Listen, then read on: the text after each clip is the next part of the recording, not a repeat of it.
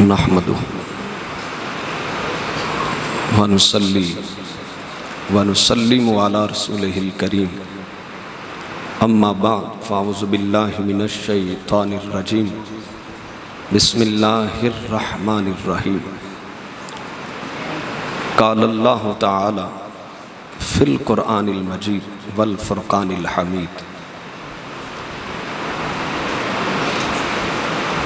इन्नल्लाह व मलाइकतहु युसल्लूना अलन नबिश या अय्युहल्लज़ीना आमनू सल्लु अलैहि व सल्लिमू तस्लीमा सदक़ल्लाहु व मौलानल अज़ीम अस्सलातु वस्सलामु अलैका या रसूलल्लाह व अला आलिका व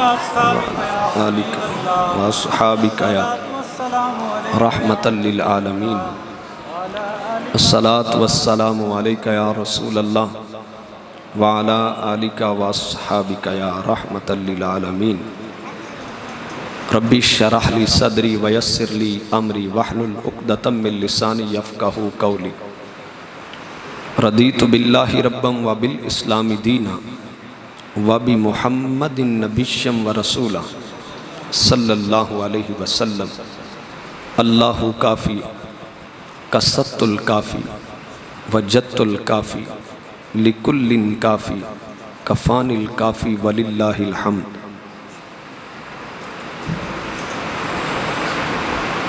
तमाम हम्द व सना तारीफ़ व तौसीफ़ अल्लाह तबारक व तआला की ज़ात पाक के लिए है जो सारी कायनात का खालिक व मालिक है। हम अपने रब की तरफ से आए हैं, उसी की तरफ लौट के जाना है। हम सब को हमारे परवरदिगार ने अपनी इबादत और अपनी बंदगी के लिए पैदा फरमाया है। उसकी हम्द व सना के बाद हुज़ूर नबी करीम रऊफ़ुर रहीम वजह तख़लीक़ कायनात मेरे और आपके आका व मौला हज़रत मोहम्मद मुस्तफ़ा सल्लल्लाहु ताला अलैहि वसल्लम की बारगाह आलिया में अपनी महब्बतों का नजराना पेश करने के बाद इज़्ज़त व ताज़ीम के लायक सामीन व नाज़रीन अस्सलामु अलैकुम व रहमतुल्लाहि व बरकातुहू। ज़ीनत मसनद सदारत आपके इमाम और ख़तीब क़िबला अल्लामा अहमद रज़ा अत्तारी साहिब ज़ीदा शर्फ़ हो और दीगर जितने भी उलमाए किराम स्टेज की ज़ीनत बने हैं, अल्लाह ताला इनको उम्र में बरकत नसीब करे और इनके इल्म व फ़ज़ल से अल्लाह तबारक व तआला एक जहान को मुस्तफ़ीज़ फरमाए। मेज़बान महफ़ल मोहतरम बिरादर अकबर भाई मोहम्मद ज़ाहिद कादरी साहिब और इनके भांजे मोहतरम भाई मोहम्मद नौमान कादरी साहिब, जिन्होंने फ़कीर को दावत दी और एक लंबी मसाफ़त तय करने के बाद आपकी खिदमत में हाज़िर होने के काबिल हुआ हूँ। अल्लाह तबारक व तआला हमारा मिल के बैठना और ज़िक्र रसूल की इस महफ़ल को करना दोनों जहान के लिए कामयाबी की ज़मानत बना दे। और मैं दुआगो भी हूँ कि अल्लाह तबारक व तआला अहले सुन्नत के स्टेजों पर इस्लाम की सही तर्जुमानी करने वाले नकीबान महफ़ल, सनाखान रसूल और खुतबा हज़रात पैदा फरमाए। एक शेर जो मैंने सुना उसमें बज़ाहर उबहाम था, सो मैंने मुनासिब समझा कि उसकी वजाहत वक्त पे कर दी जाए, क्योंकि बातिल नज़रियात के हामी लोग ऐसे ऐसे जुमले कसते हैं, ऐसे ऐसे कलाम बांधते हैं, ऐसे ऐसे मिसरे और अशार पढ़ते हैं कि महफ़िल हमारी होती है, ख़र्चा हमारा होता है, लोग हमारे होते हैं, लेकिन वो चोर दरवाज़ों से एक गैर महसूस तरीके से हमारी महाफिल की जीनत बनते हैं, दाद और इमदाद वसूल करते हैं और हमारे नज़रियात कमज़ोर भी करते जाते हैं और रिफ्ज़ व खरूज के जरासीम हमारे अकायद की फसलों के ऊपर छिड़कते हैं, जिससे हमारे ईमान हमारे लोगों के मुतज़लज़ल हो जाते हैं। तो याद रखें, ये स्टेज रेत की दीवारें नहीं हैं। हमारा जो मसलक अहले सुन्नत है, इसकी बुनियाद कुरान और हदीस से है। आप कतान ऐसे शख्स को न बुलाएं जो कुरान और हदीस नहीं पढ़ता है, फ़कत शेर व शायरी जिसकी तकरीर में गालिब हो और वो सिर्फ़ अशार के सहारे पर अपनी तकरीर करे और लोगों की अकीदतों को लूट ले, ऐसे लोगों को अपने स्टेजों से दूर करे। इनका फ़ायदा कम और नुकसान ज़्यादा है। और अगर मैं ये बात करूं तो ये बेजा नहीं होगी कि हमें जितना नुकसान अपनों ने पहुंचाया है, इतना शायद कि हमें गैरों ने ना पहुंचाया। हमारी कश्ती वहाँ डबो देते हैं जहाँ पानी ना हो। ऐसे लोगों को लेके आएं स्टेजों पर कि नीचे पानी हचकोले खाता हो, लेकिन कश्ती में बैठने वाले कम से कम मुतमईन हों कि हमारी कश्ती का जो रहनुमा है ये हमें किनारे पर ज़रूर लगाएगा। ये मैंने बतौर तमहीद बात की है आपसे। इसके बाद मैं अपनी गुफ्तगू को जारी करता हूँ। मजफ्ज़ा उन्वान जिसको मेरे मेज़बान ने तजवीज़ फरमाया कि मिलाद पाक सल्लल्लाहु ताला अलैहि वसल्लम, इसको ईद कहा जाता है, तो अक्सर व बेशतर ऐसा होता है कि हमारे अपने नौजवान हमसे सवाल करते हैं कि ईदें तो सिर्फ दो हैं, तो ये तुमने ईद मिलाद कहाँ से निकाल ली? ये एतराज़ करते हैं। और सूए इत्तिफाक कि वो फितने जो जहलम की तरफ से उठे, जिन्होंने दिमागों को मुताफ़न किया, अकायद बदबूदार कर दिए और ज़ुबानें और जज्बात गुस्ताख कर दिए, ऐसे लोगों ने जिनके पीछे एक लॉबी काम कर रही है, जिन्हें उम्मत को लड़ाने के लिए मवाद पेश किया जाता है,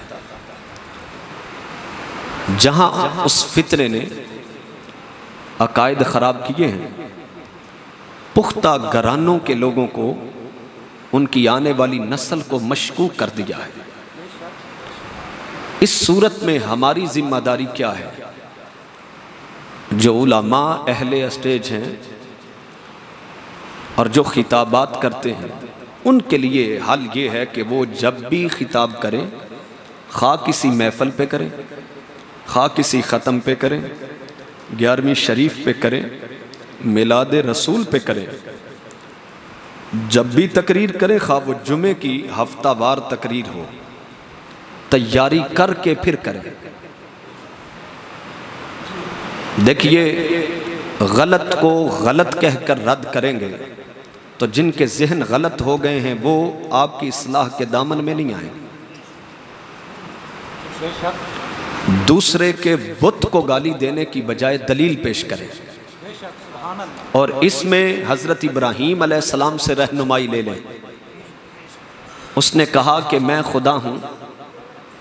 फरमाया तेरे खुदा होने की दलील क्या है? उसने कहा तुम पहले बताओ कि तुम्हारे खुदा की दलील क्या है। हज़रत इब्राहीम फरमाने लगे मेरा रब वो है जो जिंदा भी करता है और मारता भी है। उसने दो बंदे बुलाए,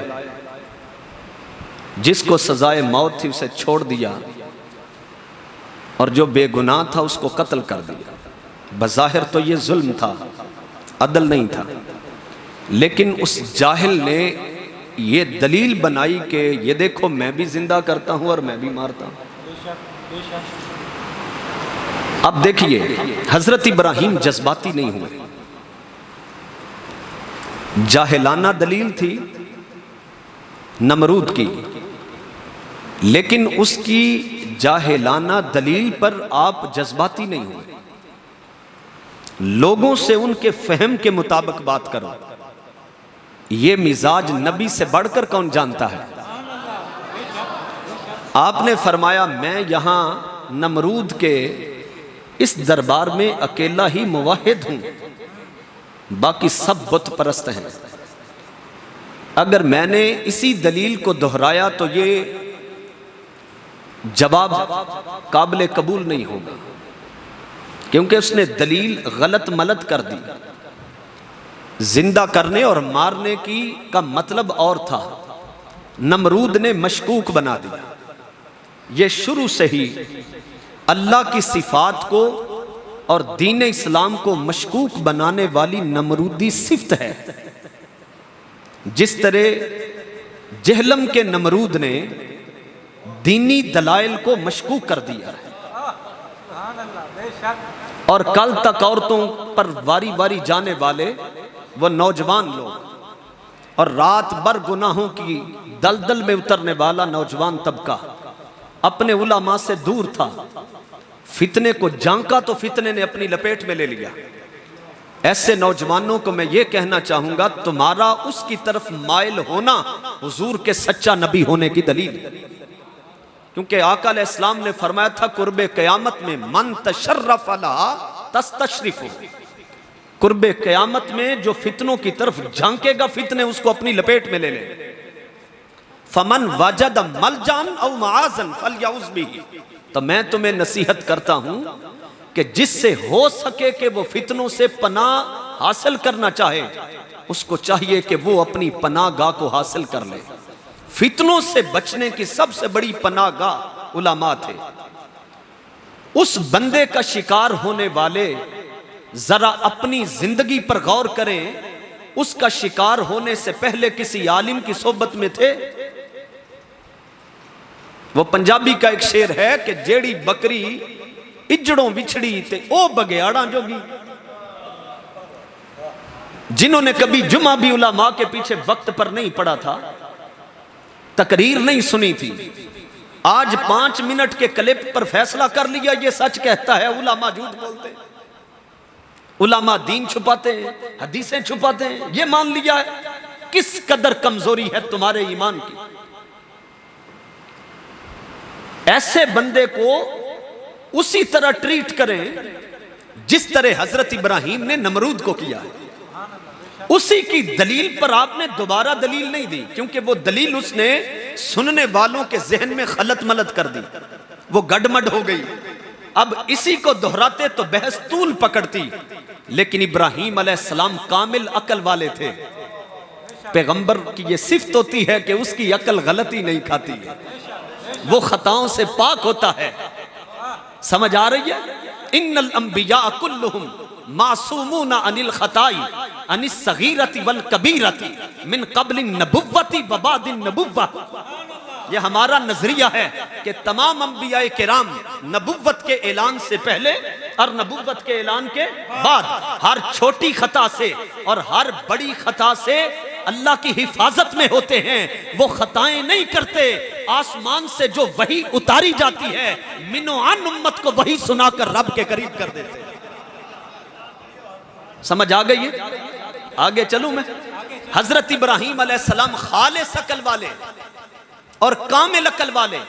नबी की अकल में फतूर नहीं होता, नबी की दलील में वहन और कमजोरी नहीं होती, और मजबूत इतना होता है कि चट्टानें भी इतनी मजबूत ना हो, इतना वो रब का खास और खालिस और मुकम्मल नुमाइंदा होता। हजरत इब्राहिम अलैहिस्सलाम ने एक ऐसी दलील दी, दांत खट्टे कर दिए। भरे दरबार में नमरूद के पास उसकी कोई दलील नहीं थी, और हजरत इब्राहिम अलैहिस्सलाम की वो दलील सुनने के बाद जो नमरूद और उसके हामी थे वो सब के सब अपनी बगलें झांकने लगे। आपने फरमाया सुनो, ये दलील तो तुमने मशकूक कर दी है नमरूद, लेकिन सुनो मेरे रब की एक निशानी और है। उसने पूछा वो क्या है? कहा वो सूरज को मशरक से निकालता है और मगरब में गुरूब कर देता है।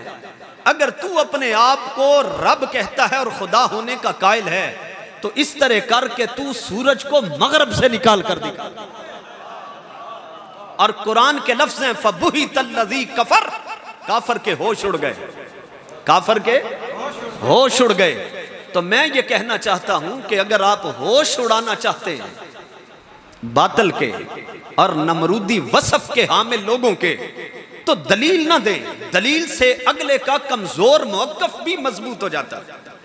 और आप जज्बात में आकर और गाली देकर या बुरे अलकाब से बुलाकर, हमारे बहुत सारे लोगों ने यहां पे अक्लमंदी का इजहार नहीं किया, फितने को रद्द करने की बजाय मशहूर ज्यादा किया। और जिन्होंने रद्द किया है वो फितना उनके मुकाबल बैठने के लिए तैयार नहीं। क्यों जी? जिन्होंने रद्द किया है कुरान और हदीस के दलाइल से, देखें जो शक्ल फितने की होती है, फितने को रद्द करने के लिए हथियार भी वैसा होना चाहिए। जब तीर तलवार के साथ जंग होती थी तो हाथों से जंग लड़ना अक्लमंदी नहीं थी, लेकिन आज आ गए हैं बड़े बड़े खतरनाक वेपन्स और हथियार। तो बंदा कहे कि नहीं ये बिदत है कि तुम कलाशन को पकड़ लो या हाथ में कोई राइफल पकड़ लो, हम तो सरकार के उसी तरीके पर होंगे, हम घोड़े पे बैठेंगे, तलवार चलाएंगे तो दुश्मन कितने 100 फुट और मील पर खड़ा होकर आपको वहीं गोली मारकर आपको तबाह कर दे। सुन्नत है, मगर फितना याद रखें, जो शक्ल फितने की है, फितने को रद्द करने की वही शक्ल इख्तियार की जाएगी जो फितना परवरों की है। हसन इब्ने साबित मिंबर पर इसलिए चढ़े कि गुस्ताखी करने वाले भी शेर और शायरी में करते थे। तो सरकार ने हसन इब्ने साबित को खड़ा किया मिंबर पर कि इनकी फितरत में शायरी के जरासीम हैं, तो शेर इतना काट के रख देगा कि तलवार भी इतनी कुव्वत से नहीं काटेगी, लिहाजा मिंबर पर चढ़ो, इनका रद्द करो। मैं पूछना चाहता हूं कि आज जितने भी फितने हैं सोशल मीडिया पर, क्या वो शेर और शायरी से दीन पर हमले कर रहे हैं? तो जब वो शेर और शायरी के साथ फितना नहीं फैला रहे, बल्कि वो अपने क्लिपों के जरिए, अपनी तकरीरों के जरिए, अपने खिताबों के जरिए, तो फिर याद रखें नात खानी अगरचे हमारे मसलक का शियार है और हुसन है, लेकिन फितने को देखें कि फितना किस शक्ल में है। अगर तो वो शेर और शायरी पढ़कर हमारे मसलक को खराब कर रहा है तो सारे नात खान बुला ले, शेर और शायरी पढ़ें ताकि रद्द किया जाए फितने को। लेकिन अगर दुश्मन खिताब के जरिए अगर वो हमारे मसलक और दीन को बदनाम कर रहा है तो अपने स्टेजों पर उलमा जो पढ़े लिखे समझदार हैं और जो हौसले वाले हैं उनको अपने स्टेजों पे बैठा लो और वो तैयारी करके कुरान और हदीस के दलाइल के साथ उस फितने का मुंह तोड़े। फिर 1 साल भी नहीं लगेगा, आपके दीन के अंदर जो फैले हुए फितने हैं ये फितने खारिज हो जाएंगे और आपकी बहकी हुई नस्ल दोबारा सिराते मुस्तकीम के रास्तों पर गाम करेगी। नारे तकबीर, नारे रिसालत, नारे तहकीक, नारे हैदरी, उलमाए अहले सुन्नत, ताजदारे खत्मे नबूवत। तकरीर शुरू कर लें, बोलिए। लंबी चौड़ी नहीं करेंगे, 2 आंसू ही काफी हैं अगर असर करें, तूफान नू लाने से क्या फायदा। 2 अश्क ही काफी हैं अगर असर करें। 1 घंटे की या 1.5 घंटे की फैली हुई गुफ्तगू से बेहतर है टकाने दी एक की वजह ते टकाने दी। आ जाइए, मैंने जो एक मारूफ आयत करीम आपके सामने पढ़ी, इसकी तफसीर मैं अपनी तरफ से नहीं करूंगा। आप हर मौके पर यह आयत सुनते हैं और अहले सुन्नत के सीने में ठंड पड़ती है ये सुन के। आयत क्या है? इन्नल्लाह व मलाइकतहू युसल्लूना अलन नबी, बेशक अल्लाह अज़्ज़ा वजल और उसके तमाम मलाइका नबी पर दरूद बेच रहे, नबी पर दरूद बेच रहे। या अय्युहल्लज़ीना आमनू सल्लु अलैहि वसल्लिमू तस्लीमा, ऐ ईमान वालो तुम भी उस नबी पर दरूद भेजो और जी भर के उन पर सलाम भी भेजो। ये है एक मुख्तसर सा तर्जुमा। अब आ जाएं, हम किस शय से बने हैं? मट्टी हमारी निस्बत है। निस्बतों का मजाक उड़ाने वाले भी सोचें, हम मिट्टी से नहीं बने, मिट्टी से हजरत आदम बने। हम आगे उनकी नस्ल हैं, हम पानी से बने। किससे बने हैं? लेकिन हमारे वजूद में वो मिट्टी रखी गई। हमारी तख्लीक पानी से हुई, हजरत आदम अलैहिस्सलाम की मट्टी से हुई। जैसे हजरत ईसा अलैहिस्सलाम की का जो पैकर बशरी था वो हवा के जरिए पैदा। रब है जैसे चाहे बशर को पैदा कर दे, चाहे मट्टी से बना दे, चाहे वो हवा से बना दे, चाहे पानी से बनाए, या हमारे आका और मौला को नूर से पैदा कर दे। हम किससे बने हैं? पानी से। मिट्टी भी कह लें तो बुरा नहीं, निस्बत है हमारी। फरिश्ते किससे बने? नूर से बने। इसका मतलब यह है कि उनकी जिन्स और है और हमारी और है। और अल्लाह की जात, उसको किसी ने बनाया, किसी से पैदा हुआ, उसने कोई औलाद पैदा की। लम यलिद वलम यूलद, न किसी से जना गया न किसी को उसने जना। ठीक है। अच्छा, अल्लाह तबारक व तआला दरूद कैसे भेजता है? क्या जैसे हम भेजते हैं अल्लाह वैसे भेजता है? अगर कोई ये कहे तो ये शिर्क है। भेज रब भी रहा है दरूद, फरिश्ते भी भेज रहे हैं, और ईमान वालों को हुक्म है भेजने का, बेईमानों का तज़किरा नहीं। सारे ही दरूद भेज रहे हैं, लेकिन जब रब हम जैसा नहीं तो उसके दरूद भेजने का वो मतलब ही नहीं जिस तरह हम दरूद भेजते हैं। हम दरूद लफ्जों में भेजते हैं। किसी ने पढ़ा दरूद इब्राहिमी अल्लाहुम्मा सल्ली अला मुहम्मदिन व अला आलि मुहम्मद आखिर तक, किसी ने ये दरूद भेजा। किसी ने ये दरूद भेजा अस्सलातु वस्सलामु अलैका या रसूल अल्लाह, ये भेजा।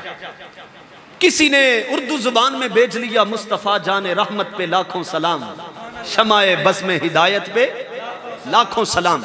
और किसी ने दरूद भेज लिया पीस बी ओपान हिम। किसी ने पंजाबी में कह दिया सोनिया तेरे ते लखां सलाम। दरूद सारे भेज रहे हैं, लेकिन हम दरूद भेज रहे हैं लफ्जों में। और लफ्ज अदा करने के लिए जुबान की हाजत और जरूरत है, और जुबान का जिस्म के साथ जुड़ा होना यह शर्त है। अब बताएं, रब का जिस्म है कोई जुबान, क्या वो लफ्ज अदा करता है? नहीं, वो लफ्जों से पाक है, जुबान से पाक है, जिस्म से पाक है, क्योंकि वो फना होने से पाक है। और हम सब बंदे हैं, हम सब ने फना होना। फरिश्ते नूर के हैं, रब भी नूर का है, मगर जो रब का नूर है वो अजली है और अबदी है और कदीम है। ना उसकी कोई मिसल है, ना अपनी मिसल कोई नूर बनाया। फरिश्ते नूर के हैं और वह नूर तख्लीक किया गया। रब की मिसल वो नूर नहीं है। अकीदा समझते जाना है। रब का जो नूर है वलहुल मसलुल आला, वो मिसालों से बुलंदतर है। लैसा कमिस्लिही शै, कोई शय भी अल्लाह की मिसल नहीं है। अब आए, अल्लाह तबारक व तआला जो दुरूद भेजता है उसका मतलब क्या है? लफ्जों में तो वो दुरूद नहीं भेजता, जुबान से पाक है, जिस्म से पाक है। तो फिर रब के दरूद भेजने का मतलब क्या है? अगर मैं अपनी तरफ से बात करूं, मुफ्तियाने किराम अपनी तरफ से बात करें, तो हो सकता है कि इससे इख्तिलाफ हो। और अगर कोई तफसीर भी राय करे कि अपनी तरफ से करे, तो वो तफसीर भी तस्लीम नहीं होती है। तफसीर बिल राय जो मजमूम है, महमूद की बात नहीं, तफसीर बिल राय जो मजमूम है उसके बारे में जामे तिरमिज़ी में सैयदना अब्दुल्लाह इब्न अब्बास से रिवायत है, मन काला फिल कुरआनी बिगैरि इल्म फलयतबव्वा मक़अदहु मिनन नार, कि जिस बंदे ने कुरान की तफसीर बगैर इल्म के की, अपनी राय से की, वो अपना ठिकाना जहन्नम में बना ले। मैं तफसीर इसकी बयान करने के लिए कि अल्लाह दरूद भेजता है, अल्लाह के दरूद भेजने का मतलब क्या है? इल्मी किताबी फितने से, और जो इसमें शिकार हो चुके हैं और जो उलमात से कम अज कम बदजन हो चुके हैं, मैं उनकी खिदमत में अर्ज करूंगा, आप बुखारी शरीफ उठाएं, किताबु तफसीर को निकालें, सूरत अहज़ाब की तफसीर में आए, इन्नल्लाह व मलाइकतहु युसल्लूना अलन नबी में युसल्लूना के रब दरूद भेजता है। इसका मतलब क्या है?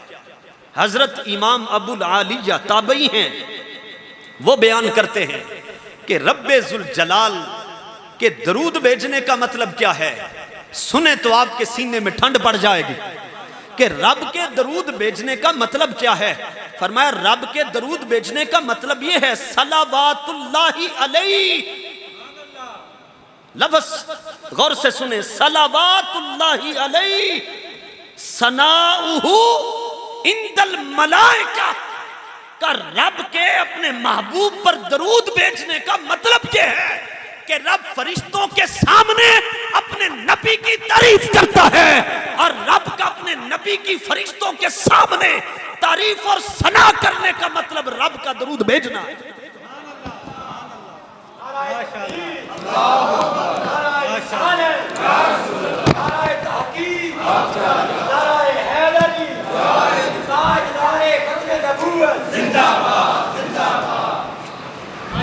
अल्लाह के दरूद भेजने का मतलब समझ गए आप? बोलिए क्या मतलब है? सना का क्या मतलब है भाई? सना का क्या मतलब होता है? आपने अभी नात पढ़ने वालों को क्या कह रहे थे? सना खान कह रहे थे, ऐसा ही है ना, सना करने वाला, हुजूर अलैहिस्सलाम की मदह सराई करने वाला, तारीफ करने वाला। तो अगर रसूल पाक सल्लल्लाहु अलैहि वसल्लम की जाते अक़दस हो और मजमा फरिश्तों का हो और सना करने वाला रब्बे जुल जलाल हो, तो इसी सूरत और हैयत को अहले सुन्नत की जुबान में मिलाद मुस्तफा कहते हैं। इसको क्या कहते हैं बताइए? ना तो हम रब हैं, ना रब जैसे हैं, ना रब की कोई औलाद है, हम रब के हकीर से बंदे हैं, लेकिन जिसकी सना हम कर रहे हैं वो सिर्फ हमारा महबूब नहीं, वो रब का भी महबूब है, रब के फरिश्तों का भी महबूब है, रब के नबियों का भी महबूब है। जब रब अपने नबी की तारीफ करता है तो उसका मतलब ये है रब अपने नबी पर दरूद भेज रहा है।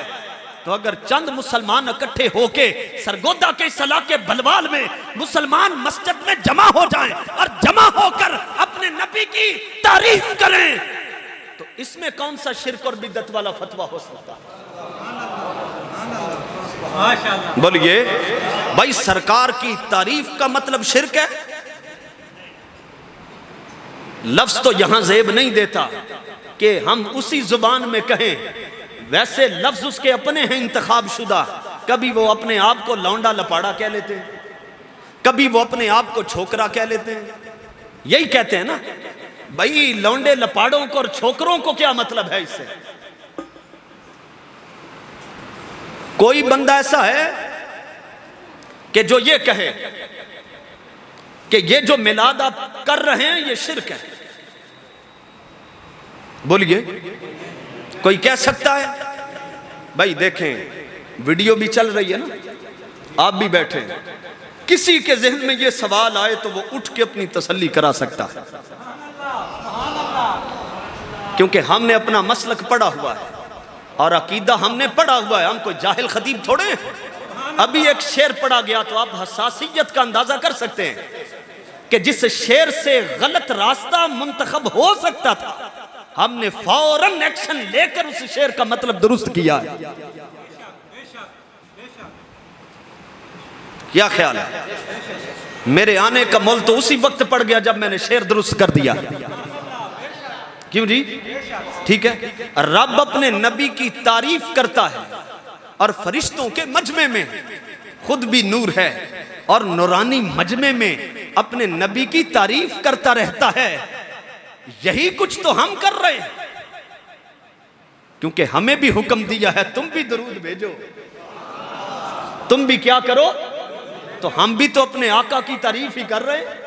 हमारे पास अगरचे फरिश्तों का मजमा नहीं जो नजर नहीं आ रहा, वरना इतने लोग इस मस्जिद में नहीं बैठे हुए जितने इस मस्जिद में रब के फरिश्ते मौजूद हैं। क्योंकि फरिश्ते ऐसी महफिलों को देखते रहते हैं, फिर सुबह जब जाएंगे तो बताएंगे बलवाल से आए हैं तो तेरे बंदे छोड़ के आए थे जो तेरे नबी की तारीफ कर रहे थे। देखिए भाई, बगैर किसी तशबीह व तमसील के ये सोफा है जिस पे मैं बैठा हुआ, बिला किसी तशबीह व तमसील के मैं कहूं कि ये सोफा बहुत खूबसूरत है, इसकी गद्दियां बहुत नरम है, इसकी लकड़ी बहुत शानदार है, इसके ऊपर जो बटन लगाए हैं ये बड़े खूबसूरत हैं और हुस्न में सोफे के इजाफा कर रहे हैं। जिसने सोफा बनाया है वो खुश होगा या उसको गुस्सा आएगा?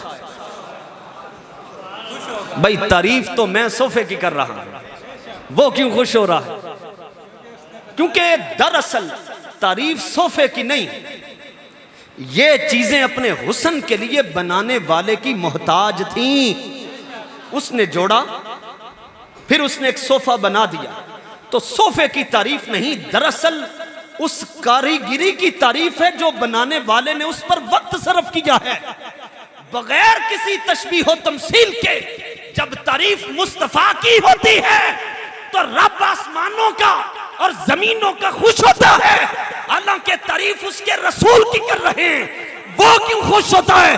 वो इसलिए खुश होता है कि तारीफ हम तो मुस्तफा की कर रहे हैं और मुस्तफा को बनाया है उसके रब ने, और रब खुश होता है कि मेरी कारीगरी की तारीफ हो रही है। माशाअल्लाह माशाअल्लाह।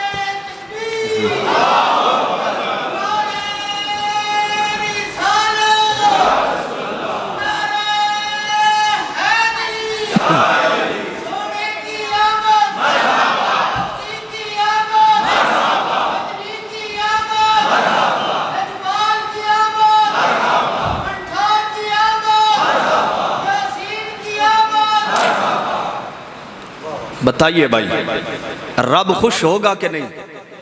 आका अलैहिस्सलाम की तारीफ करने को मेलाद कहते हैं। चाहे आका अलैहिस्सलाम के हुस्न की तारीफ की जाए, उनकी जुल्फे ततहीर की तारीफ की जाए, उनके गेसू मुबारकों की तारीफ की जाए, उनकी चश्माने मुकद्दस की तारीफ की जाए, उनके मुबारक कानों की तारीफ की जाए। अगर किसी के मसलक में उनके उलमा ने और उसके अकाबरीन ने तारीफ नहीं की तो मैं उसको मशवरा दूंगा। हदायत बख्शिश लिखी गई है हमारे बुजुर्ग की तरफ से, ये जो कहते हैं बाबे शाह कोई नहीं, उस एक शेर के ऊपर पूरी रूए जमीन की इंसानियत कुर्बान जाए। जब हमारे बाबे ने कहा मुस्तफा जाने रहमत पे लाखों सलाम, शमाए बज़्मे हिदायत पे लाखों सलाम, वो आप सारा सलाम पढ़ लें। आका अलैहिस्सलाम के सारे सरापा अक़दस की तारीफ की गई, सारे जिस्म अक़दस की तारीफ की गई है, उसको पढ़ लें। हुजूर अलैहिस्सलाम के पैकर बशरी की तारीफ करें, इसको मिलाद कहते हैं। हुजूर अलैहिस्सलाम के अखलाक की तारीफ करें, हुजूर के मोजज़ात की तारीफ करें, आका अलैहिस्सलाम ने किस तरह जिंदगी गुजारी इसकी तारीफ करें, आका अलैहिस्सलाम जो निज़ाम लेकर आए उसकी तारीफ करें, आका अलैहिस्सलाम के मुआशरे की, माईशत की, अखलाक की, इक्तसादियात की, और बड़ों के साथ और छोटों के साथ जिंदगी कैसे गुजारनी है, मुआशरे में अच्छा इंसान बन के कैसे रहना है, ये सारी चीजों की तारीफ करें। तो इसको मिलादे मुस्तफ़ा कहते हैं। इस मिलादे मुस्तफ़ा से कादियानियों को दुख हो सकता है और यूरोप में बैठे उन कुत्ते गुस्ताखों को तो दुख हो सकता है। तो कलमा पढ़कर भी और तौहीद का अलंबरदार कहलवा कर भी, इल्मी किताबी कहलवा कर भी तुझे इस पर तारीफ है, तो हमें तुझ पर तशवीश है कि तूने किस तरह का कलमा पढ़ा है। जब मोहम्मदुर रसूलुल्लाह कह दिया, फिर कायनात की सारी तारीफें जिसमें मुकद्दस और पैकर बशरी, जब उनको अल्लाह का रसूल मान लिया है तो हर तारीफ भी उनकी मान ली। हाँ, सिर्फ उनको रब नहीं कहेंगे, रब का बेटा नहीं कहेंगे। हाँ, इसके सिवा जो दिल में तारीफ आती है वो कर लें, और जो तारीफ भी करेंगे वो मिलाद मुस्तफ़ा कहलाएगी। अच्छा, आपको खुशी हुई है इस बात पर, ये जिक्र सुनकर तारीफ हुई है? तो खुशी का वक्त हो या खुशी हो, उसको ईद कहते हैं। क्या कहते हैं उसे? ईद कहते हैं। खुशी के मौके को क्या कहते हैं? हमारे वो भाई जो किसी की गलत रहनुमाई की वजह से, क्या मैंने लफ्ज बोले, सोशल मीडिया की दौलत हर बंदे की झोली में पड़ी है, अपनी मर्जी का दी लोग चुन लेते हैं। ऐसा कर रहे हैं कि नहीं? कर रहे हैं ना। बहुत सारे अहले सुन्नत से हटे हुए लोग, वो जब रहनुमा बनकर, उलमा का रूप धार कर जब मिंबरों पे बैठ गए, उन्होंने अपनी गलीज जुबानों के साथ ऐसे ऐसे फतवे दिए कि यूरोप के यहूदो नसारा को भी उन्होंने मौका दिया कि वो रसूल पाक सल्लल्लाहु अलैहि वसल्लम पर तानो तशनी कर सकें और उनकी शान अक़दस पे हमला कर सकें। ये उन्हीं लोगों के बीजे हुए बीज हैं कि आज इतने इतने मकरू अल्फाज शान रिसालत माब में बोले जा रहे हैं और उम्मत उनको हजम करने का हौसला रखती है। अपने कलमे पे गौर करो, अपने ईमान पे गौर करो कि तुम्हारा इतना ईमान गिर गया कि जो लफ्ज आप अपने लिए बर्दाश्त न कर सके, अपने माँ बाप के लिए बर्दाश्त न कर सके, ऐसे घिरे हुए और कमीने और जहन्नमी अल्फाज उस हस्ती के लिए आपने बर्दाश्त कर लिए जिनका मकाम व मर्तबा रब के बाद सबसे बुलंद तरीन है। हजार गुस्सा आए मगर वो लफ्ज हमारे पास दोहराने की हिम्मत नहीं। एक ये ईमान है और एक वो गंदी अकेडमियों में और मस्जिद ज़र्रार में बैठकर मुनाफिकीन वक्त और आज के रईसुल मुनाफिकीन फिल पाकिस्तान सरकार की शान में इतने घिरे हुए अल्फाज बोले, और जो बंदा उसको तस्लीम कर रहा है वो गौर करे कि कहीं वो अल्लाह के अजाब की नजर तो नहीं हो चुका कि जिनके बारे में सरकार ने फरमाया था युस्बिहुर रजुल मुमिनन व युमसी काफिरन व युमसी मुमिनन व युस्बिहु काफिरन। एक शख्स सुबह के वक्त मुसलमान होगा, शाम तक काफिर हो चुका होगा, और शाम के वक्त अगर कोई मुसलमान होगा सुबह उठने तक वो काफिर हो चुका होगा। आप कहते हैं कि कुफर के फतवे इतने सख्त हैं, इतनी जल्दी किसी पे कुफर का फतवा? रसूलुल्लाह फरमा रहे हैं सुबह के वक्त मुसलमान था, शाम के वक्त तक वो काफिर हो चुका था। शाम के वक्त मुसलमान था लेकिन सुबह उठने से पहले काफिर हो चुका था। रसूल पाक सल्लल्लाहु अलैहि वसल्लम की निगाहे नबुव्वत देख रही थी। एक ऐसा वक्त आएगा सोशल मीडिया पे गर्दिश करेंगी बहुत सारी गुस्ताखाना आवाजें, और उनको सुनने वाले जब उनसे मुतासर होकर उनकी हिमायत करेंगे। शाम के वक्त एक क्लिप सुना था और उसने उस जालिम और उस गुस्ताख की तस्दीक की, सुबह आंख खुलने से पहले कुफर में दाखिल हो चुका था। ये अल्लाह का शुक्र है जिसने हमें छोटे छोटे दज्जाल पहचानने वाली आंख भी दी है। याद रखें, बड़े दज्जाल को भी वो पहचानेंगे जिनके सीने में हुब्बे रसूल होगी और अदब रिसालत माब होगा। अल्लाह का शुक्र करते हैं इस बात पर। अल्लाह ने हमें अदब वालों में रखा है। किस में रखा है? वो आ गए इस तरह के बेअदब लोग आ गए, बंद कमरों में बैठ के दावे करने लगे। जुमे पर अपने, अभी 5 तारीख को जुमा है ना, और 6 को वो दिन है जिसकी वजह से जुमा अता हुआ है। जुमा मेरे आकाए दो जहां सरवरे कायनात सल्लल्लाहु ताला अलैहि वसल्लम के मिलाद की वजह से मिला है। जब आका नहीं आए थे लोग इतवार की ताजीम करते थे, कोई हफ्ते की ताजीम कर रहा था। आका आए हैं तो जुमे की ताजीम का मौका मिला और जुमे को जुमा होने का हक मिला। आ जाइए, वो जुमे के ऊपर बैठेंगे और कहेंगे बिदअत हो गई, हराम काम हो गए, शिरक हो गया। पढ़े 9-9 साल हैं और इन 2 लफ्जों से बाहर नहीं निकल सके। इन 2 लफ्जों से बाहर ना निकल सके। और यही वो लाल परने सरों पे बांधकर लगता था इस्लाम की तबलीग करेंगे, मगर ऐसी फौज दोले शाहों के चूहों की वो हजाजे मुकद्दस में भी चले गए। जो यहां से इश्क रसूल लेकर गया था उसको रोक रोक के कहते हैं हाजा बिदअत, हाजा हराम, हाजा शिर्क।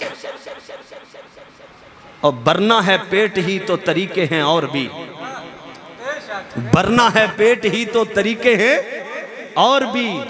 2 रियालों पे कौम को बेचा ना कीजिए। और भाई 2 रियाल चाहिए थे। याद रखिए, दीन रियाल से नहीं चलता, दीन इसके बिलाल से चला करता है।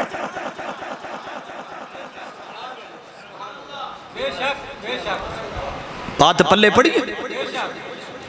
स्पीकर खोल लेंगे, बिद्दत हो गई, ठीक है जी।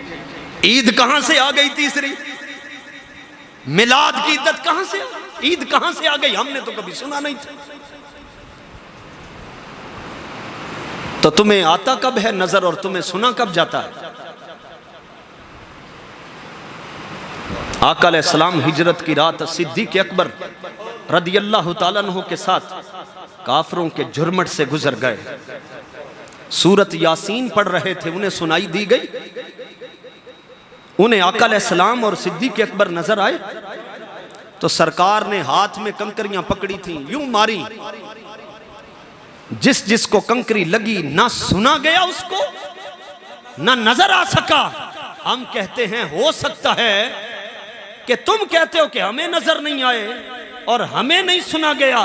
हो सकता है उस कंकरी का असर आज तक तुम्हारे पास पहुंचा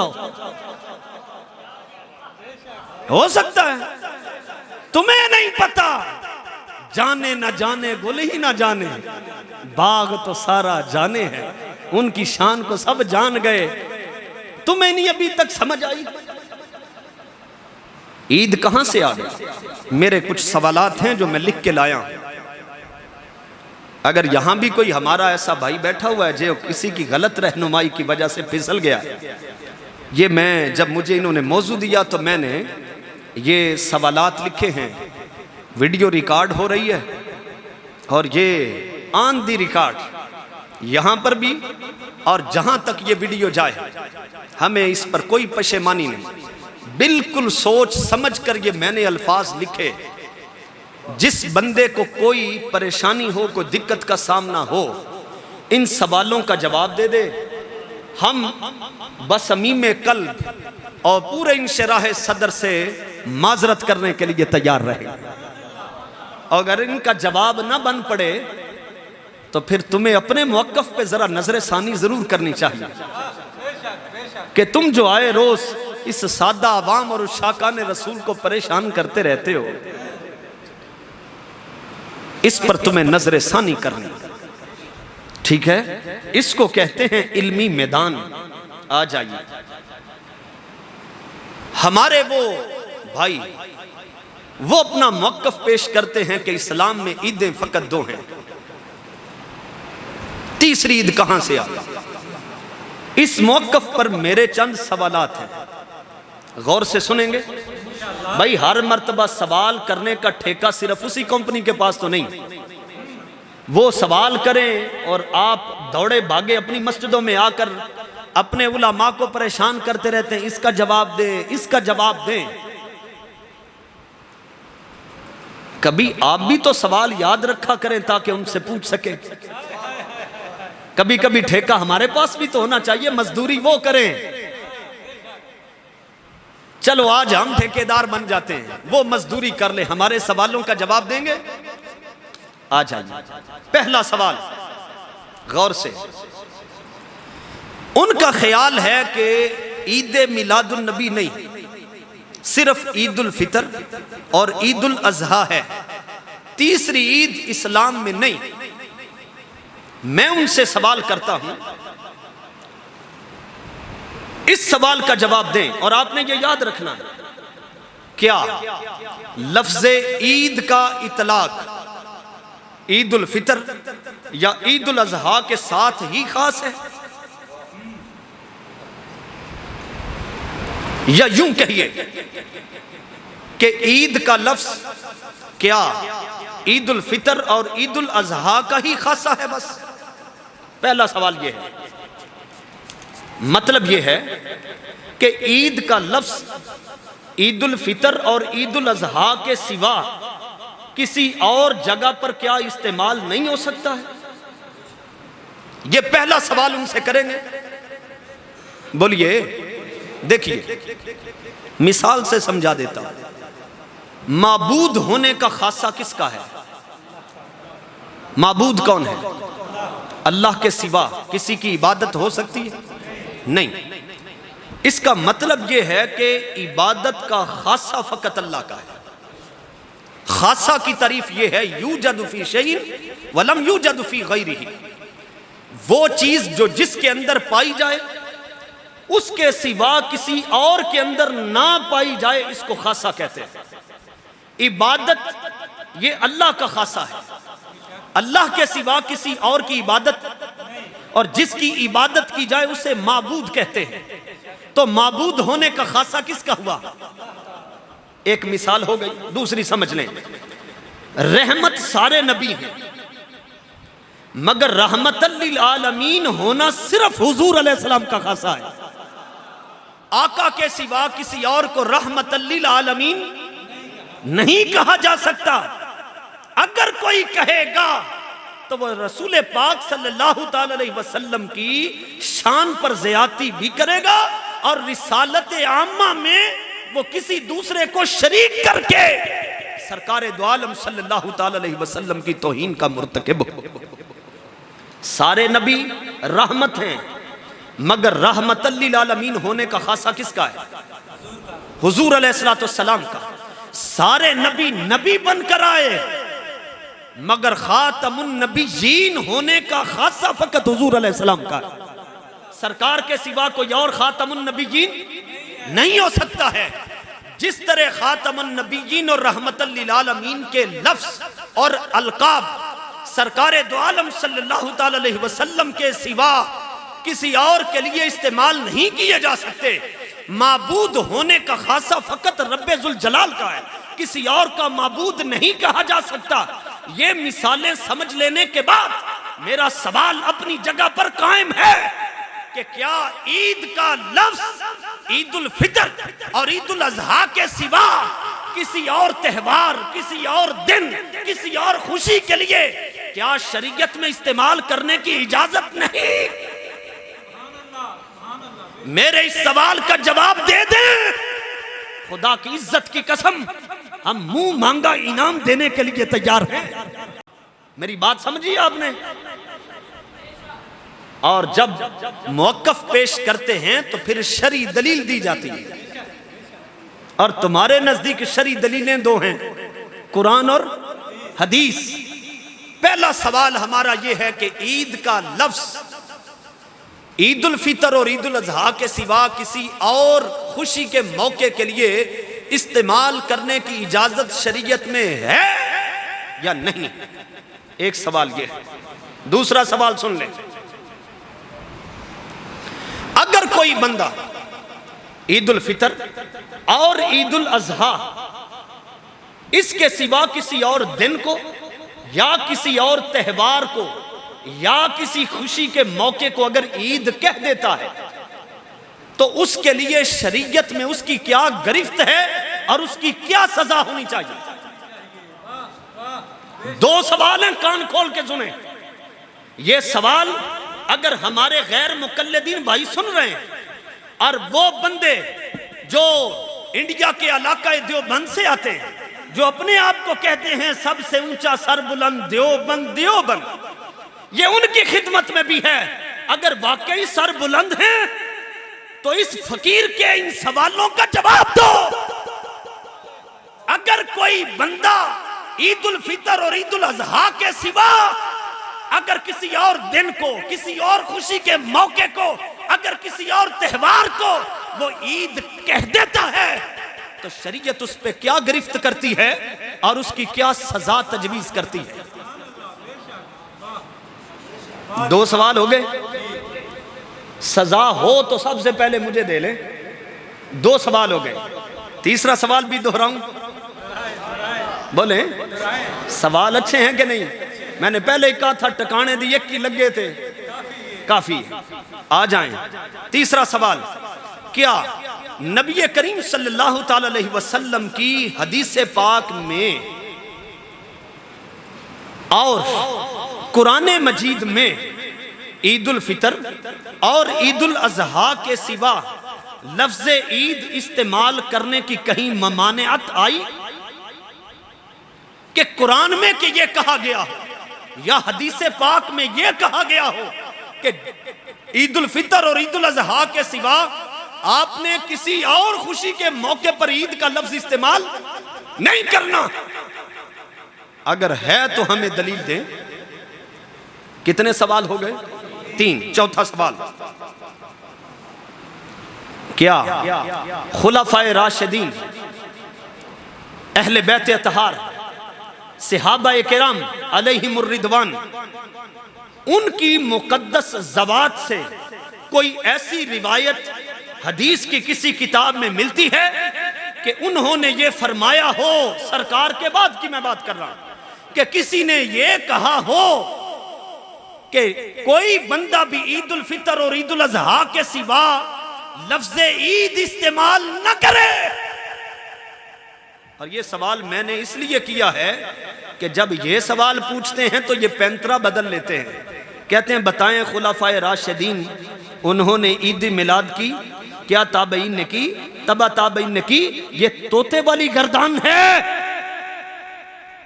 यहां पर इसी सवाल में एक बात मैं ऐड कर दूं, काम अच्छा हो, शरीयत से ना टकराता हो, सरकार ने ना वो किया हो अमल, ना उसकी कहीं सरकार ने हदीस में आका अलैहिस्सलातु वस्सलाम ने उसकी बात की हो, और ना ही वो सहाबाए किराम ने भी किया हो, लेकिन काम अच्छा हो, शरीयत से टकराता हुआ ना हो, शरीयत में करने की बिल्कुल इजाजत है।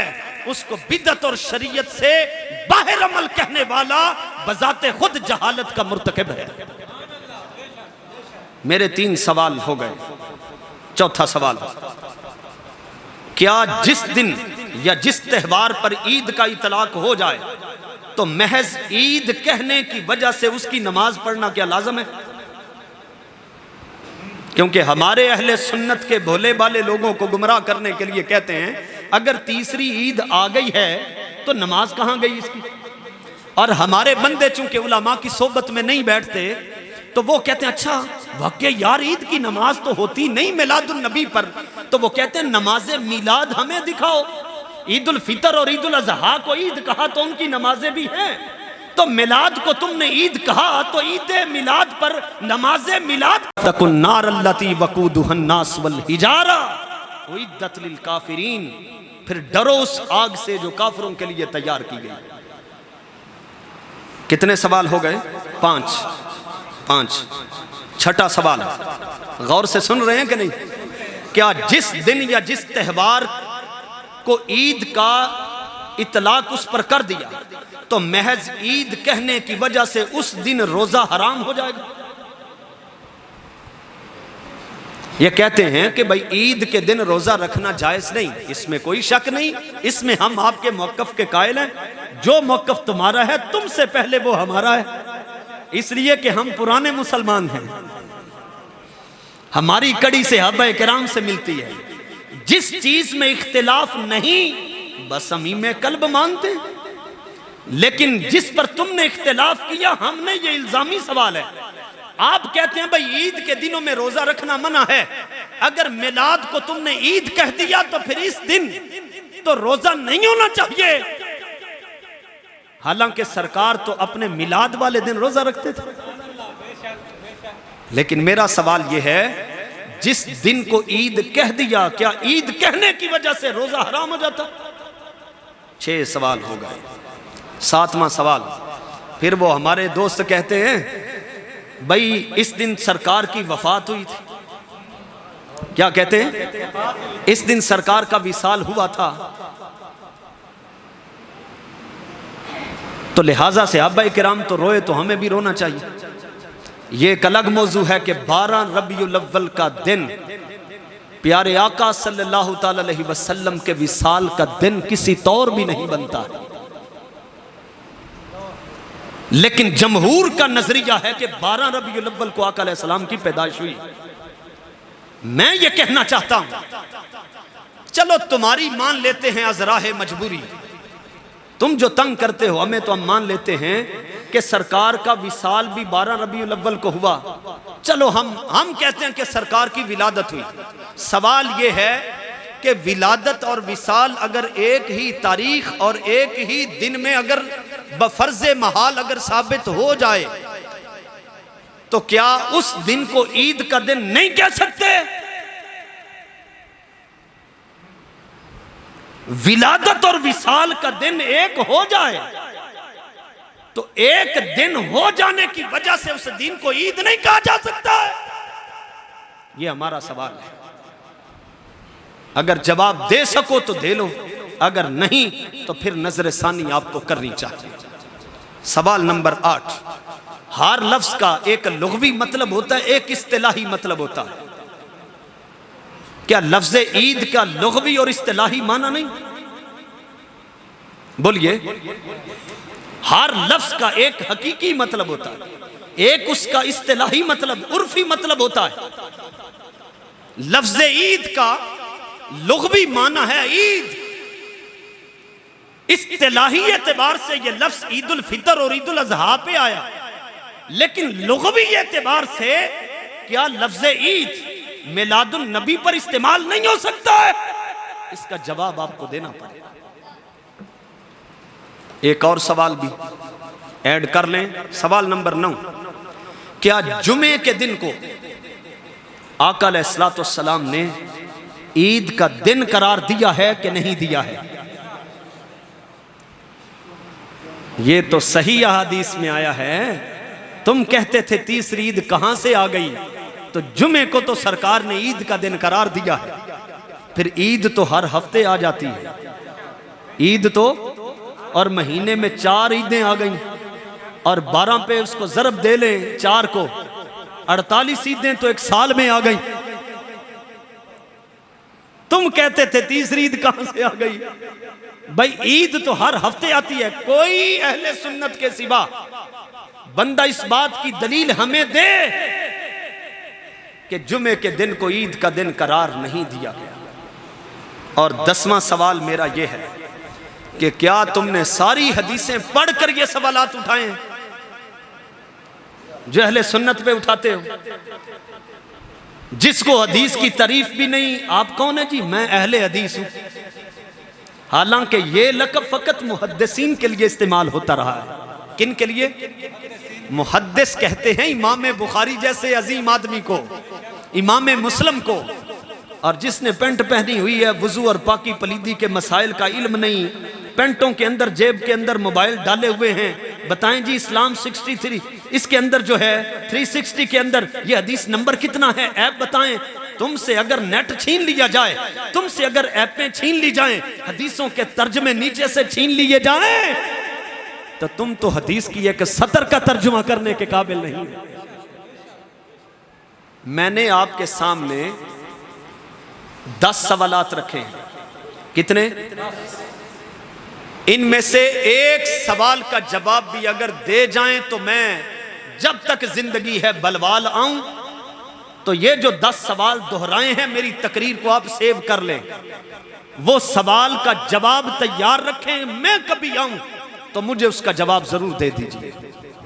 और अगर आप नहीं दे सकते तो फिर आपको कम से कम इस बात पर गौर करना चाहिए कि हम मुसलमानों में कैसे कैसे सवालात उठा के उम्मत में तशवीश पैदा कर रहे हैं। हम इस ईद को मिलादुन नबी सल्लल्लाहु ताला अलैहि वसल्लम को जो ईद कहते हैं वो शरई अहकाम के एतबार से ईद नहीं कहते, ये उर्फी ईद है। वरना यही लोग हैं वो सऊदी अरब वाले 23 मार्च को ईद उल वतनी मनाते हैं, 23 मार्च को मनाते हैं।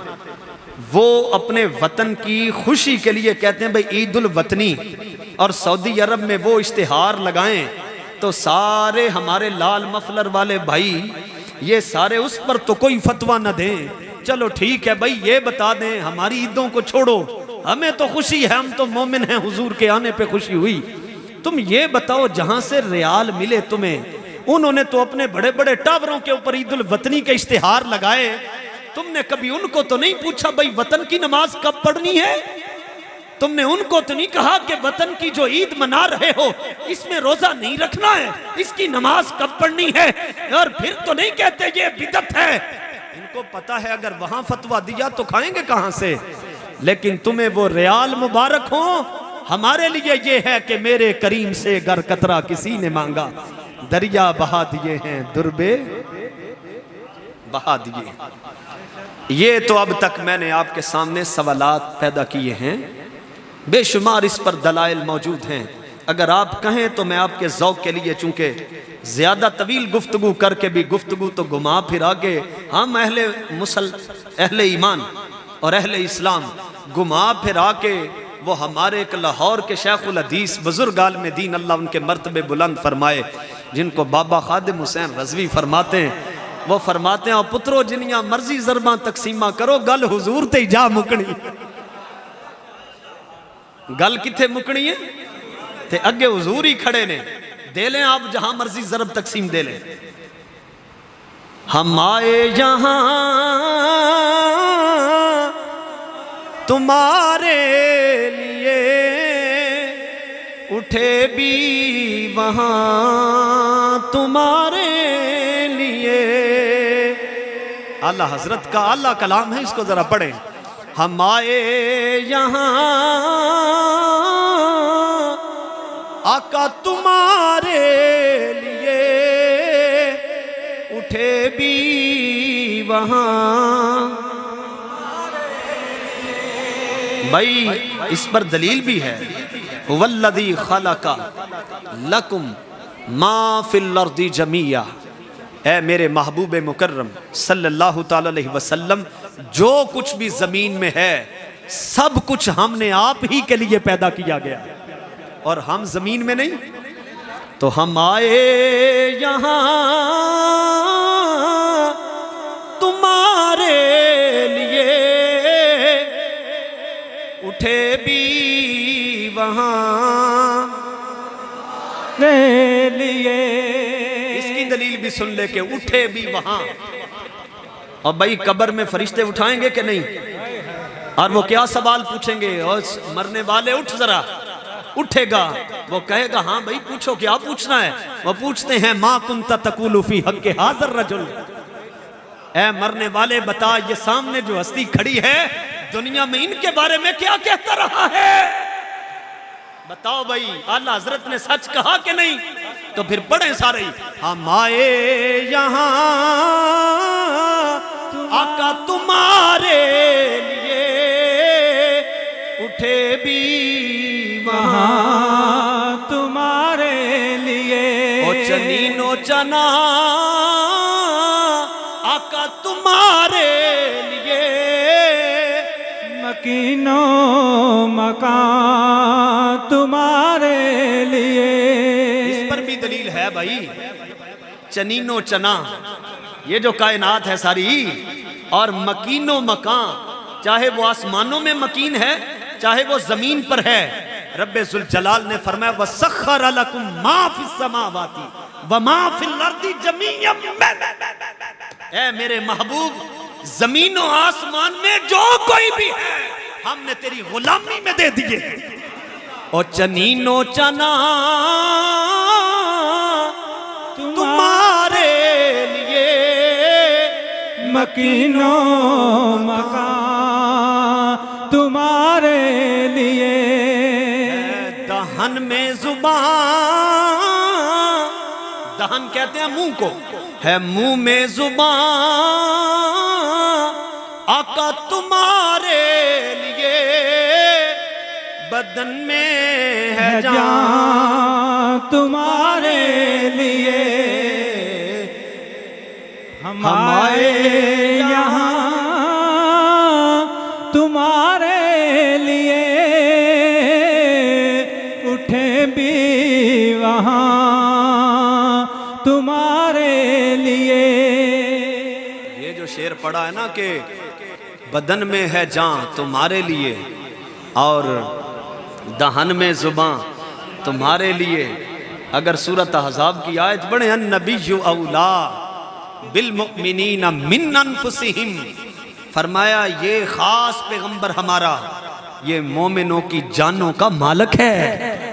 इसीलिए उलमा फरमाते हैं, अगर ये जो कहते हैं ना मेरा जिस्म ते मेरी मर्जी, और ये कहते हैं भाई साढ़े जिस्म ने साड़ी मर्जी, आप कौन होते हैं हमें पर्दा दिलवाने वाले? अपनी आंखों पे पर्दा करें, ये तो मिट्टी पैण दी देर है, लग समझ जानी।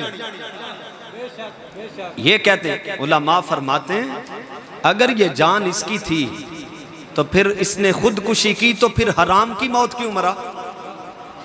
भाई मेरी जेब में पैसे हो, मैं जहां मर्जी खर्च कर लूं। जान अगर मेरी है तो फिर मैं खुदकुशी करूं और मर जाऊं, तो फिर मुझे ये क्यों कहते हैं ये हराम की मौत मर गया? बुजुर्गान दीन फरमाते हैं अगर ये जान का मालिक खुद होता तो हराम की मौत ना मरता। इसकी जान अपनी नहीं, मुस्तफ़ा इसके मालिक हैं। जो बंदा अपनी जान पे हमला करके सरकार की मलकियत पे हाथ डालता है वो हराम की मौत मरता है। तो ये हमने सारी बातें की, ये किसकी तारीफ के लिए की? किसके लिए की? आप खुश हैं इस पर? बस इसी को ईद कहते हैं। क्यों भाई, इसी को क्या कहते हैं? यार हमारे बुजुर्ग इतनी इतनी मोहब्बत वाली बातें कर जाते। आज वो दज्जाल का लोग दिफा कर रहे हैं, लेकिन अल्लामा खादिम हुसैन रज़वी फरमाते हैं हुज़ूर अलैहिस्सलाम दी तारीफ असां लोगों को पुछ पुछ के करनी। दसो भाई, अब पुछ पुछ के करनी। इश्क अपना अंदाज खुद रखता है। आका अलैहिस्सलाम अगर लुआबे दहन ऐसे गिराएं तो सहाबाए किराम लेकर अपने जिस्म और चेहरों पे मल लें। किसी से पूछा था? कोई ना। आका अलैहिस्सलाम वुज़ू फरमाएं, भाई मैं और आप वुज़ू करें, हमारा इस्तेमाल शुदा पानी माए मुस्तामल और गुनाह लेके ही झड़ता है ना, वो काबिल इस्तेमाल होता है, उससे बाद में वुज़ू हो सकता है। लेकिन ये क्या वजह है? रसूल पाक सल्लल्लाहु अलैहि वसल्लम वुज़ू फरमाएं और आपका इस्तेमाल शुदा पानी का कतरा भी से आप भी नीचे नहीं गिरने देते। जिस्म तो उनके भी थे, जिस्म हुजूर अलैहिस्सलाम के भी का भी था, लेकिन सहाबा जानते थे कि मुस्तफ़ा का पैकरे बशरी वो नूर का वजूद है कि जिससे पानी नूर नूरानियत लेकर फिर नीचे उतरता है। तो आका अलैहिस्सलाम की तारीफ के लिए ईमान शर्त है भाई। क्या शर्त है? ईमान शर्त है। हमने ये जो तारीफ आका अलैहिस्सलाम की और इंशाअल्लाहुल अज़ीज़ 12 रबीउल अव्वल को भी अल्लाह जुलूस में मौका दे, ठीक है। 12 रबीउल अव्वल का दिन आता है ना तो वो अंग्रेज़ अपना सैटेलाइट घुमाता है पूरी दुनिया पे। मैं देखूं तो सही कि हमने बड़े बड़े लौंडे लपाड़े छोड़े उम्मत के अंदर, जिनको कहा कि तुम्हारा काम ये है, तुम्हें हम मवाद देंगे, तुम्हें पैसा देंगे, तुम्हारी अकेडमियाँ और तुम्हारे वो सारे दौले शाह के चूहों को हम लंगर देंगे, लेकिन तुम्हारा एक ही काम है। पूछा क्या है? कहा उम्मत को लड़ाना है, इसमें फसाद डालना है। नबी करीम सल्लल्लाहु अलैहि वसल्लम के मकाम को माज़अल्लाह लोगों के सामने एक आम सी हसीयत और सतही मकाम देने की तुमने नापाक जसारत करनी है। जिन्होंने यूरोप के कुत्तों के सामने और उनके पीछे हाथ बांधकर उनके पीछे नीयत कर ली, ऐसे कुत्ते जहन्नमी हैं, जहां भी जहन्नमी हैं, दुनिया और आखिरत में जहन्नमी हैं। लेकिन याद रखो, हमारे जिस्मों की मिट्टी पंजाब की जरूर है मगर हमारी रूहों का जो नूर है इस पर निगाह मुस्तफा की है। जब तक वो निगाह हमारी रूहों पे रहेगी इंशाअल्लाह यूरोप के कुत्तों को जवाब देते रहेंगे। तुम जितने मर्जी अपने पालतू कुत्ते छोड़ो, मुस्तफा के ये शेर, मुस्तफा के ये गुलाम, शाका ने मुस्तफा दम में जब तक दम है जिक्र उनका सुनाते जाएंगे। रहेगा यूं ही उनका चर्चा रहेगा, बड़े खाक हो जाए जाने वाले। रफाना लका जिक्र का है साया तुझ पर, जिक्र ऊंचा है तेरा, बोल है बाला तेरा।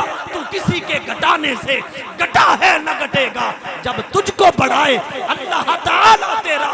वो जितने मर्जी आ जाए 12 रबीउल अव्वल शरीफ को मुसलमान गुस्ल करते हैं पाकीज़ा हालत में, सफेद कपड़े पहनकर, सरों को ढांपकर, गली गली, करिया करिया, शहर शहर, कू बाकू, मुल्को मुल्क, हर जगह पर अंग्रेज सैटेलाइट घुमाकर 12 रबीउल अव्वल को देखता है। हमारे कुत्तों ने ये फसल कितनी उजाड़ी है, मगर वो जितनी उजाड़ते हैं उससे कहीं ज्यादा बढ़ जाती है, इसलिए कि कुत्तों के ऊपर हाथ यूरोप के खंजीरों का है, मुसलमान उम्मत के ऊपर रब का दस्ते कुदरत और निगाहे मुस्तफा है।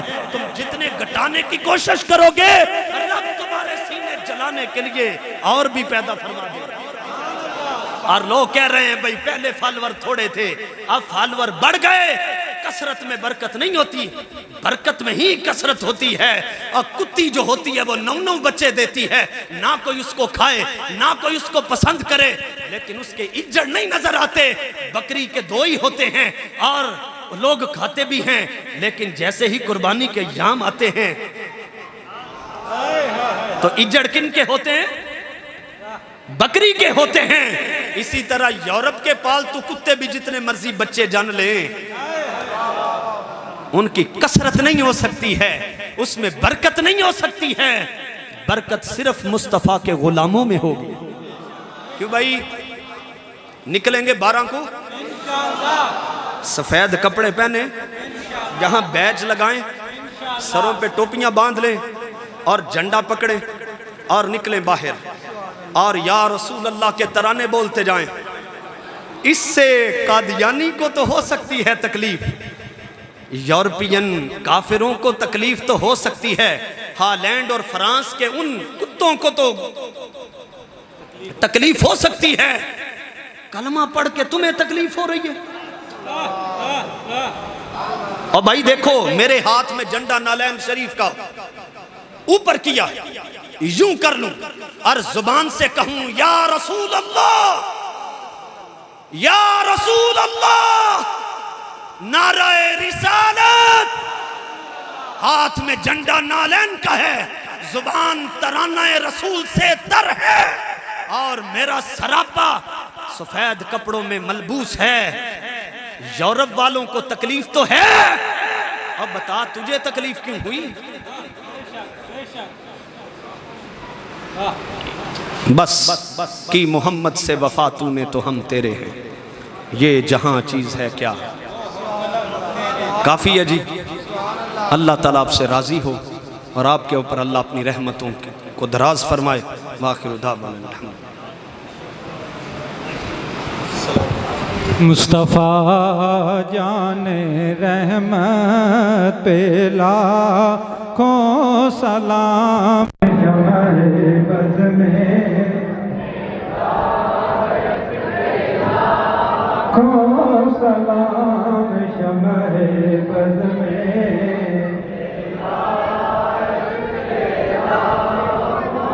जिस सुहानी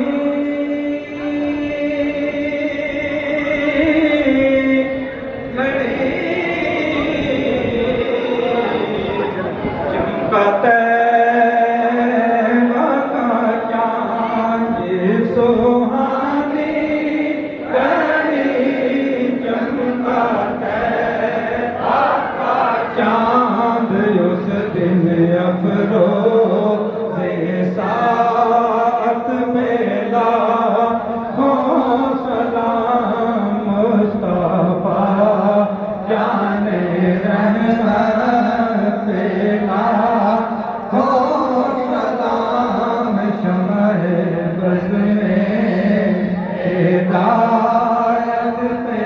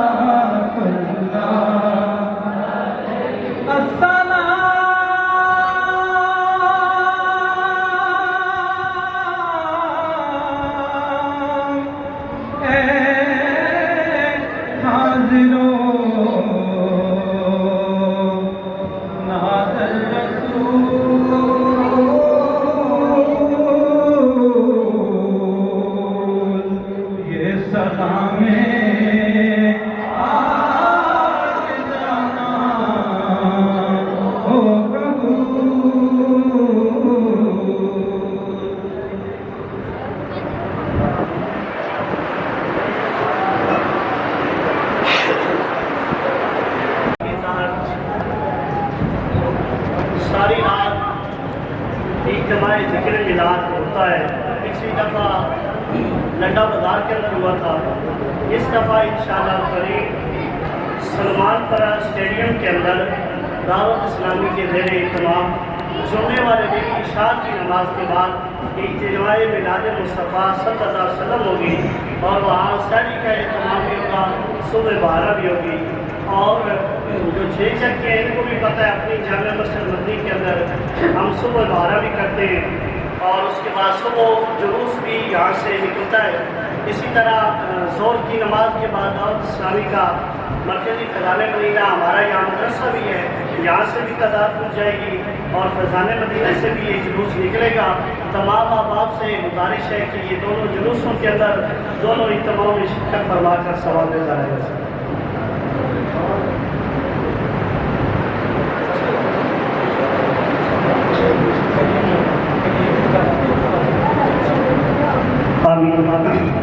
अल्हम्दुलिल्लाहि रब्बिल आलमीन वस्सलातु वस्सलामु अला खातिमिन नबिय्यीन अल्लाहुम्मा सल्लि अला सय्यिदिना व मौलाना वसल्लम अलैहि अल्लाहुम्मा रब्बना आतिना फिद दुनिया हसनतन व फिल आखिरति हसनतन व क़िना अज़ाबन नार या रब्बल आलमीन।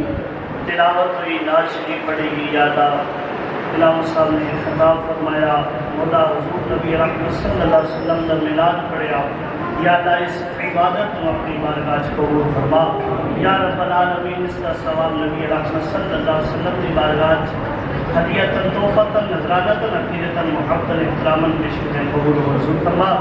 या रब्बल आलमीन सहाबा किराम सहाबियात हुज़ूर के वालिदैन हुज़ूर अज़वाज मुतहहरात और हुज़ूर नवासे नवासियाँ हुज़ूर बेटे बेटियाँ तमाम शुहदा दी रुहान पेश कबूल मंजूर फरमा। या अल्लाह इस मस्जिद के अंदर जुमला जितने नमाजी चले उन्हां दी रुहान पेश कबूल मंजूर फरमा। या रब्बल आलमीन जिन्हां दे वालिदैन चले उन्हां दी बख्शिश फरमा। या अल्लाह पाक मेरी वालिदा दी भी बख्शिश फरमा। या अल्लाह पाक हाज़रीन दा कोई बीमार है, बीमारा दा वाली बैठा है, या अल्लाह इमाम ज़ैनुल आबिदीन की बीमारी के सदके दे नाल शिफा अता फरमा। या अल्लाह बिलखुसूस मोहम्मद करीम और काशी के वाले साहब मोहम्मद इजाज़ साहब या अल्लाह सेहत कामला आजला नाफ़िया अता फरमा। या अल्लाह उन्हां दा साया उन्हां दे बच्चों के तालीम कायम दायम फरमा।